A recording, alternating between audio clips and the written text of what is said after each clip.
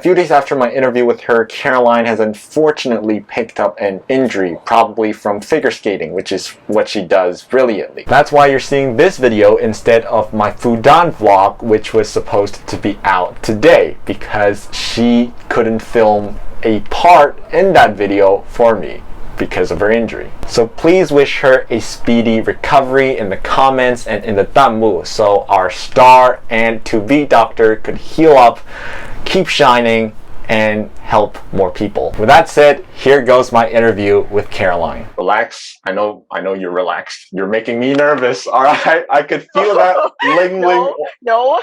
I could feel that lingling aura of yours pulsing through the screens. No. That 40 practice 40 hours a day stuff. It's getting to me. After months of planning, visualization, rescheduling, today I'm very honored to finally say I have the one and only public speaking queen herself with me. How are you doing today, Caroline? I'm great, and thank you for having me. I know that you put a lot of energy into this, and I'm really sorry that I couldn't make it work before. My exam season just ended like last week, and I'm very happy to be here and talking with you like this. Right. So yeah, it's great. It's great to have you. Obviously, many people don't know you, but then could you just briefly introduce yourself to the one person who's watching this, but for some reason doesn't know who you are? Okay, so I'm currently a sophomore, and I'm about to become a junior. I think I probably can't call it a junior, but I'm like about to enter like a third year of medical college in Fudan Shanghai Medicine School. And I am also the world champion of the IPSC in 2022. So I guess maybe that's about it. Right. So being one of the humblest people I know, Caroline has excluded a lot of her achievements there. So aside from the IPSC, in fact, of course, that means she is the national champion of the 21st Century Cup, which qualified her as the Chinese representative in the IPSC. But we could go all day long just talking about our achievements, but I think people get the gist. So the question on everybody's minds now must be this. How did you do this? Were you born speaking in the dignified way you speak in now? And if not, where did it all begin? Well, I think my English learning journey could be traced back to like when I was about 4 years old. I started pretty early compared to my peers, especially in the region that I'm living in, which is not as advanced educationally as in other regions in China.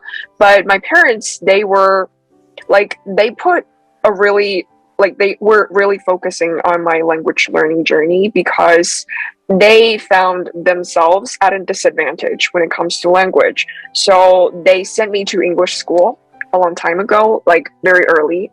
So when I was 4 years old, I started going to sort of like tutorial schools, but it was a lot more relaxed. It was more than just teaching grammars or vocabularies or stuff. All I remember was like a bunch of kids gathering together and playing games. So it was a really fun time for me. How about like going into primary school, secondary school? Like what was the journey, the process? Well, when I was in primary school, I gradually start to get more familiar with the American or the European culture. So I started watching some TV series and movies, and I didn't start to read English books, like original books, until I was, I think, in the 8th grade or so, like probably in the secondary school. So I watched this movie called Hunger Games. Mm-hmm. And I was traveling in the UK when I was in the 8th grade, and I visited like a local bookstore, and I saw like the original novel version of the Hunger Games, and I bought it and I started to read it, and that's when I started reading English books. Right. So Hunger Games was where it all started, I suppose. Yeah, sort of.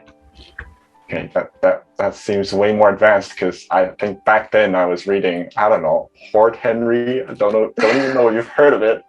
But going forward then, like into secondary school, or like, did you join any sort of English activities, like aside from yourself, like interest? Well, I don't think my secondary school or my high school arranged as many extracurricular activities as some other regions in China would do.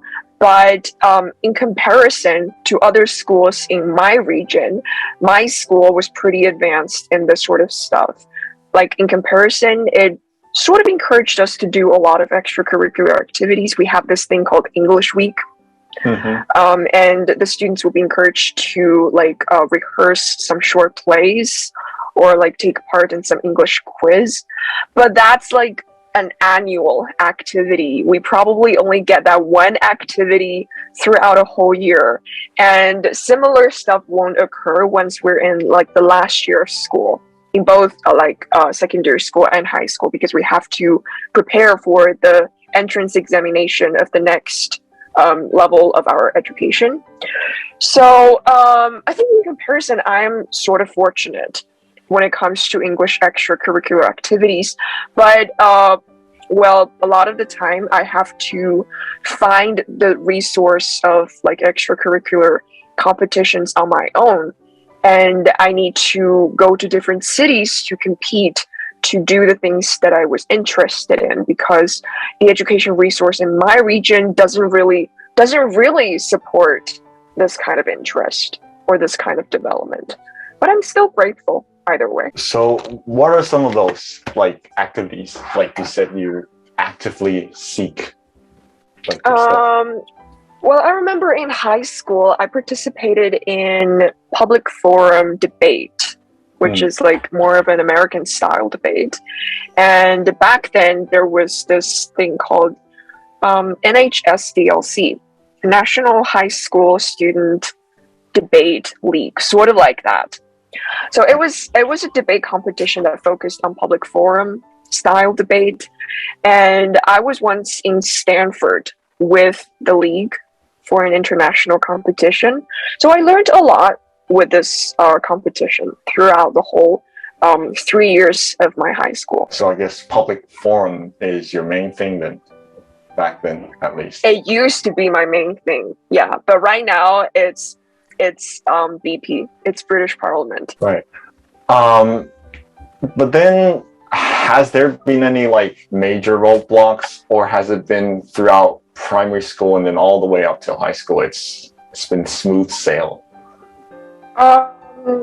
There haven't been like a major roadblock, but as I said, a lot of my teachers, or like the traditional education style here, is not very like encouraging to the extracurricular activities. So I have to spare some own time of mine. I have to ask for a leave when I'm going out on those competitions, and I have to guarantee that my grade doesn't drop, that my rank doesn't drop, to convince my teachers to allow me to go.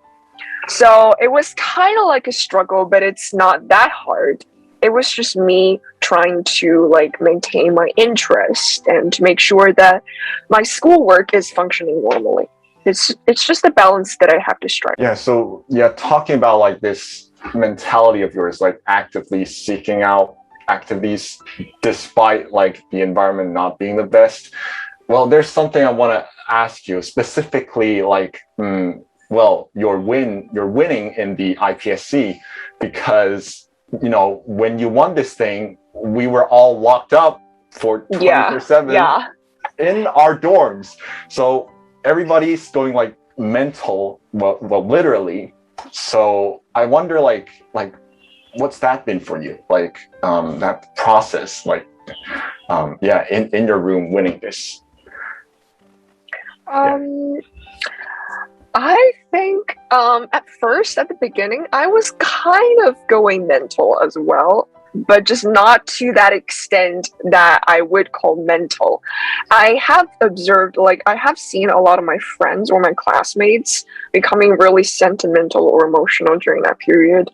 And fortunately, I have a lot of work to fill my time, to fill my schedule. So I didn't really have the time to like stop and take the time to contemplate the situation that I'm in. And I sort of used the work to fill my schedule so I don't have the time to be sentimental, which kind of worked because I don't like being sentimental. And I think I mentioned this to you that I am sort of like a stress motivated person. And I work with extra efficiency once I have a lot of tasks, once I have a lot of deadlines to fulfill. So it's kind of weird, but I do work under this mode. And it's kind of who I am, how I drive myself, how I motivate myself to do things. And I do understand that a lot of people, they do not find this sort of working mode comfortable. So in an interview I took when the school came to me, the day that I exceeded to like the national level of the competition, it was also when I was in the dorm, like around April or so. They found me and they asked me if I have any advice to those who find it hard to really focus during this hard time. And I told them, everyone works in different ways. Everyone has their own mechanism. And back when people can go out and do any free activities that they prefer, a lot of people find it comfortable to coordinate by like taking a walk outside. And they really enjoy the outdoor activities. And it's really hard for me to sort of empathize with them because I am not an outdoor person. I can live for like 3 months without any outdoor activities, but a lot of people I know, they can't. They find it really hard to like cope with the situation like this. So if I cannot empathize, if I cannot fully understand that, I think it would not be I would not be in that position to judge them or to give them any advice that they would find useful. But I give them that one piece of little suggestion anyway, because I do want to make people feel a little better. And the way that I make myself feel a little better is by like finding that tiny piece of joy in everyday life. And for me at that time, it would be making coffee. I am really a coffee person. I really love the fragrance of coffee. So I really enjoy that little moment, like just a couple of minutes in the morning to make the coffee and feeling like the aroma filling the whole room. It was just a true relaxation for me back then. So finding the little things, that's the key. Right. Now I want to like take it back to more like the public speaking, debating oriented field. Are there any like tips, practical ones you have for people who are doing public speaking, debating? Well, you mean like offline or online or both? Well, both, seeing as you've been successful in both. Well, for speakers or debaters offline, I think I need to discuss these two separately because there are a lot of tricks that probably only work in speaking but not in debating. So for public speaking first, I think it's important to first focus on one topic, on one specific topic.